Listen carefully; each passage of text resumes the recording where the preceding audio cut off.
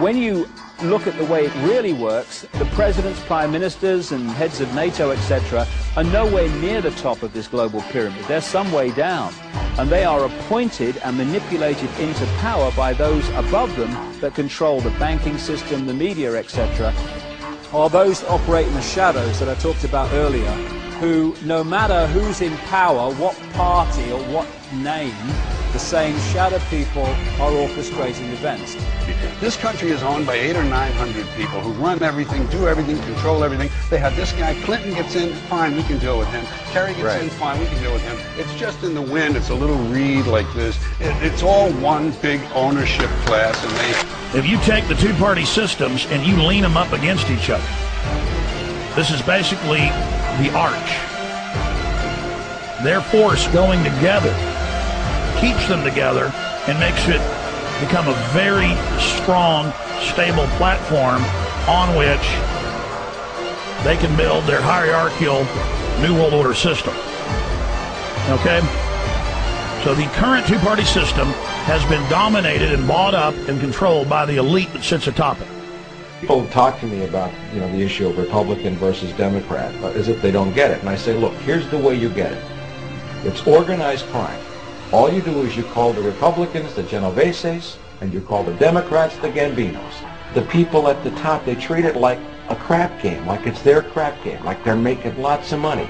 Occasionally somebody at the table shoots each other, but the moment anything threatens their crap game, they all unite to protect it. They're both controlled by the same financial, economic, corporate interest.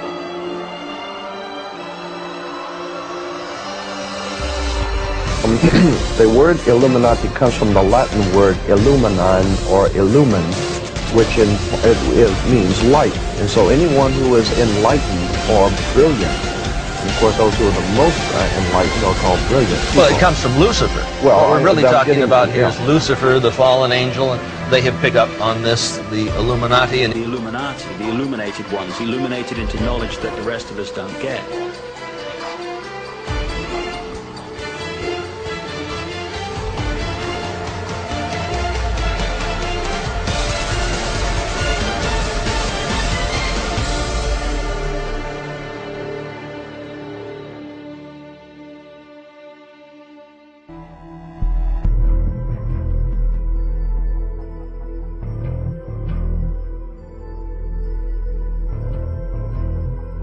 A cult when 36 of the 50 signers of the Declaration of Independence, all of the generals in Washington's army, and everyone who participated in the Revolutionary War were basically Freemasons.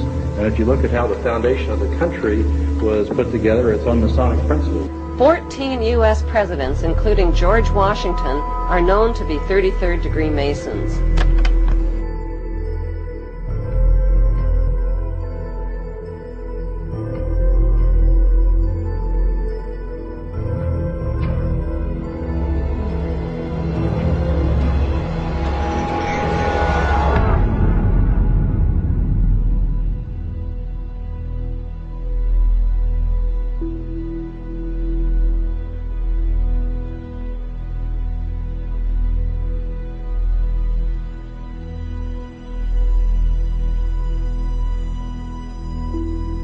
The first royal member of the Freemasons was Frederick, Prince of Wales.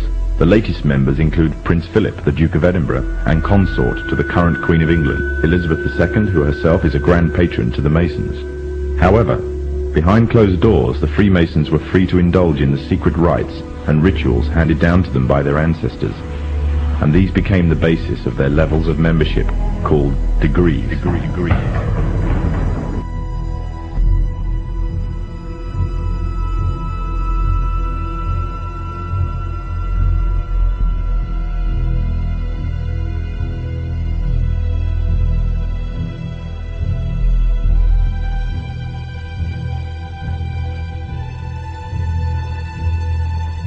Among the former Bonesmen are three presidents: William Howard Taft, George Bush, George W. Bush, numerous senators and ambassadors, industrialists like William Whitney, CIA agents, State Department officials, and the publishing magnate Henry Luce.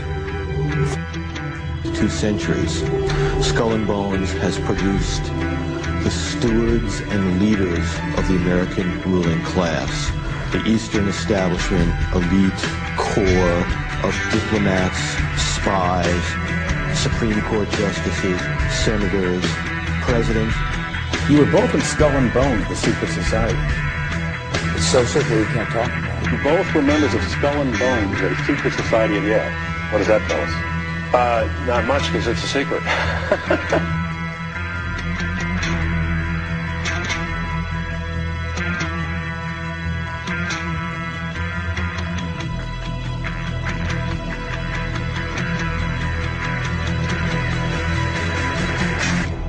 One might wonder, understandably, why the people that run the banking, political, economic system and the media in America should be dressed in long robes doing a ceremony to a 40-foot stone owl. I think we should be told. Bohemian Grove. There are many prominent foreigners like German Chancellor Helmut Schmidt, Ronald Reagan, Richard Nixon are pictured here in 1957 at the Bohemian Grove. Both men wrote about the organization in their public memoirs. Schwarzenegger is a reported visitor to the Bohemian Grove, as well as former President Jimmy Carter. While in New York, we ran into the Karl Rove of 4 administrations. David Gergen, top presidential advisor. Ford, Reagan, George Herbert Walker Bush, and Bill Clinton. We couldn't believe our luck. It just so happens that David Gergen is also a prominent member of the Bohemian Grove, the offshoot of Skull and Bones.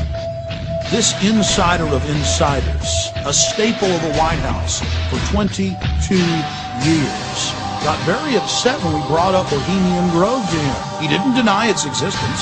He didn't deny that he was a member. He didn't deny the rituals. He just became angry and didn't act very gentlemanly. Have you been there for the ceremony with the cremation of care? Frankly, I don't think that's something I need to talk to you about. Gentlemen, anything to do. But what about the ritual? Is the ritual genuinely?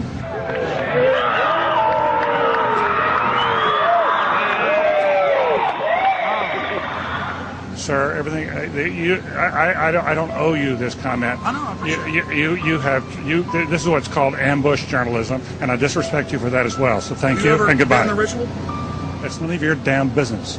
People are familiar with the more famous names that are connected to these secret societies, Henry Kissinger, David Rockefeller, etc., etc. But there are literally hundreds of top-level, very powerful people who are at the inner core of these secret societies.